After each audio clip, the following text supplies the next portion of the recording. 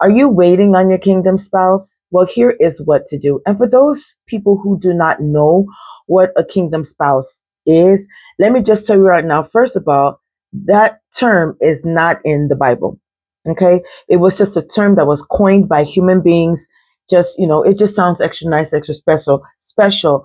But what a kingdom spouse actually is someone that God has ordained for you. Okay, so in this video today, I will be sharing practical steps and spiritual guidance to help you, thrive during this waiting period while you're waiting for your kingdom spouse. Now, let's get into the video.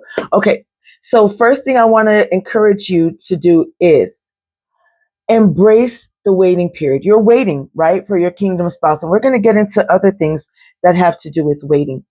And just accept it. You're waiting. You're not married yet. You're waiting. Okay, then accept the fact that you are in the waiting season of your life. How do you wait? You wait, first of all, by shifting your mindset.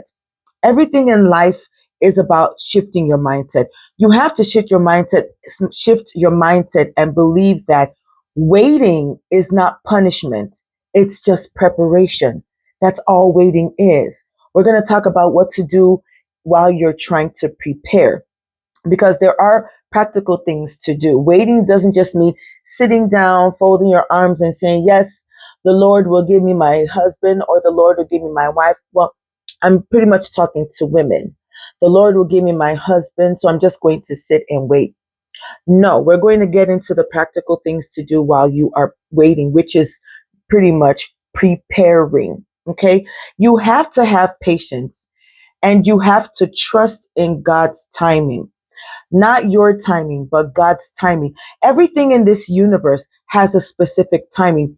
You, as a human being, can either speed up that timing or you can delay it, depending on what type of, thoughts, how your mindset is. That's why I talk about shifting your mindset, shifting how you perceive the waiting. Waiting is not punishment. It's all it is preparation. Okay.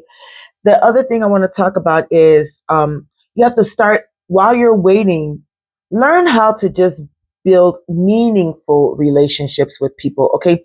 Meaningful, godly relationships. If you're religious, if you're Christian, then yes, build godly relationships. If you are not into religion or whatever, that's fine. Just make sure that the relationships you're building while you are waiting are actually meaningful. And this not like they have no depth to them. No, you want to be able to build meaningful relationships because you are in the preparation phase. You're preparing for your spouse. So how do you build godly relationships? Well, you first of all have to surround yourself with godly people.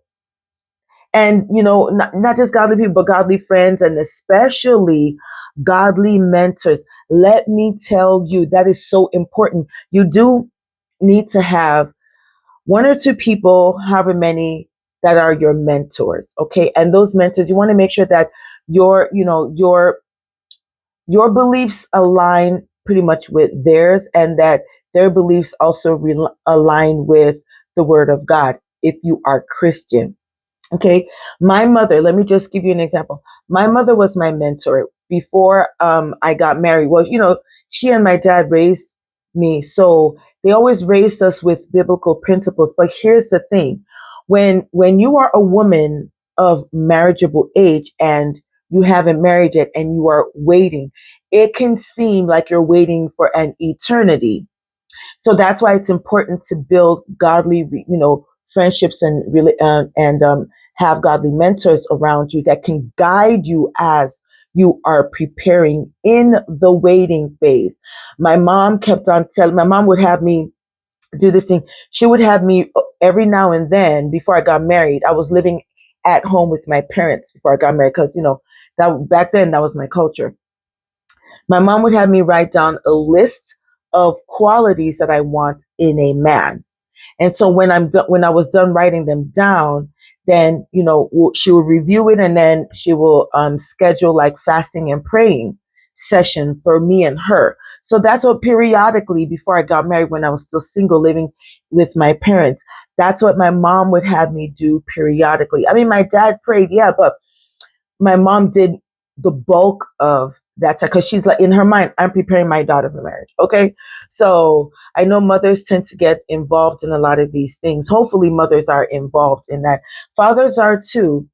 Fathers do mainly the vetting of the man, but we're not talking about that right now. So, and my sisters and my friends were also my BFFs are my sisters anyway, and my friends. What they would do is they would make sure that they drag me out the house. There, and so one of my friends had told me, "How do you think you are going to get a man if you're at home all the time?" She said, "All you do is go to work and go to church," because I was done at that time. I had already graduated nursing school, so I wasn't in school anymore. I was just working. So she was like, "How can you go to work and go to church, and that's all you do? You don't do anything else outside of that?" So my sisters and my friends were the ones that were helping me to become more sociable with other people. And I'm very grateful that they did that, because if they didn't do that for me, you can imagine I would just be at home talking about, yes, the Lord is going to send me my spouse. No, it doesn't work that way.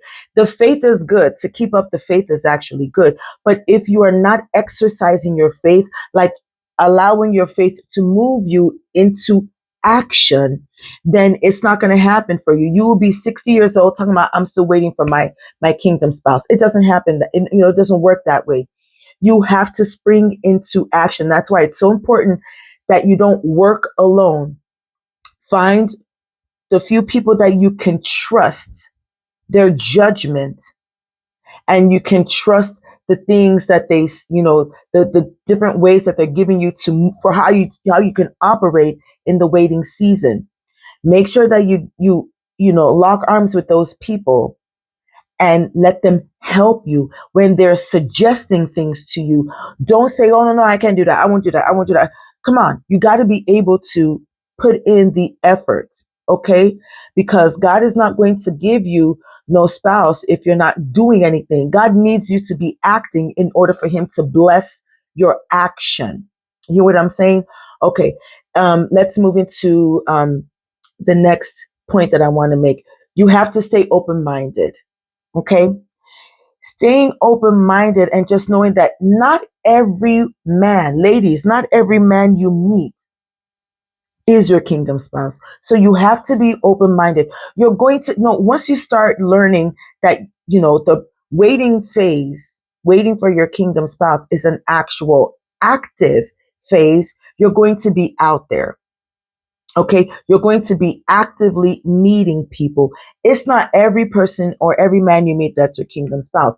So you have to stay open minded to begin with, and you have to be willing to wait. Okay, don't be in such a hurry. Oh, the first man you meet, that's my kingdom spouse, and then no, don't be in such a hurry, because what you don't want to do is make mistakes while you're waiting. Make mistakes in choosing the spouse that is not ordained by God for you. Okay. And one of the reasons why I created this channel is because, first of all, I have been married for 17 years. I've known my husband for 19 years. So I truly believe that I do have, and my marriage has been one of these. Okay. Up and down. It hasn't been all sweet and delicious and rosy. And I believe that my husband was the man ordained for me, and he believed the same about me as well. So, but what I'm trying to say is, I do have a few things that I know of. That's why I feel comfortable coming out here on camera and sharing the knowledge that I have. I do not know everything. That's why, in addition to my knowledge and my own experiences, I do have to do research. I do have to ask people questions, and I do, get on the internet and do be willing to do some research so that I can give you all informed, you know, um, good information, okay, good content and stuff. So you have to align your qualities with biblical principles, okay? And it's so critical that you do that. And if you don't believe in the Bible, that's no problem. The principles you have for ruling your life, make sure that you are the men that you are meeting, ladies, that you are aligning your principles with what you truly believe in and make sure that they match in order for you to, it just increases your potential of meeting the right man and not making a mistake in choosing the wrong spouse. You have to be able to get that mentor and ask that mentor to help you vet the type of men that you are meeting, because you're going to be meeting a lot of men. And I'm not talking about getting in the bed with them. Please no, I don't promote that in any way, shape, or form. I'm talking about meeting men and talking. Okay, that's what I'm talking about. Getting to know them. Vet these men. Use your mentors to vet the men that you are meeting. Because the truth of the matter is, you can meet a really nice guy and be like, oh my God, he's so nice and this and that. And the infatuation is covering or clouding your judgment. So it would take somebody that's, unbiased about the situation to come in and give, their 2 cents on this guy and be able to vet them, ask proper questions and things like that. That's what you want. That's what you are looking for. Trust me, if you're not looking for that, you're on the wrong track already in the waiting period. Okay. And while you're also waiting, another good thing to do is serve, offer your services to your community, find out what your community that you live in is doing out there, and see where you can plug yourself in. Because in order for you to meet, a nice pool of men, you're going to have to be out there. You have to put yourself out there, and being of service in your community or in your church, in order for you to stay active, is a great way for you to meet a lot of people. You can't just meet one person and say he's the one. You've got to be able to meet a couple and be able to use your mentors to vet the men that you are meeting, and then make good informed decisions from there. And one last thing I want to talk about is your spiritual growth. And I'm not talking about religion. This has very little to do with religion. I'm talking about your spiritual growth and self-care and your emotional growth. Make sure that there are no past hurts that you're still holding on to that will prevent you from moving forward with, let's say you find the guy that, you're like, oh, this might be the man for me. Make sure that you're not holding on to grudges from the past, any traumas or hurt from the past that could hurt, future relationships for you.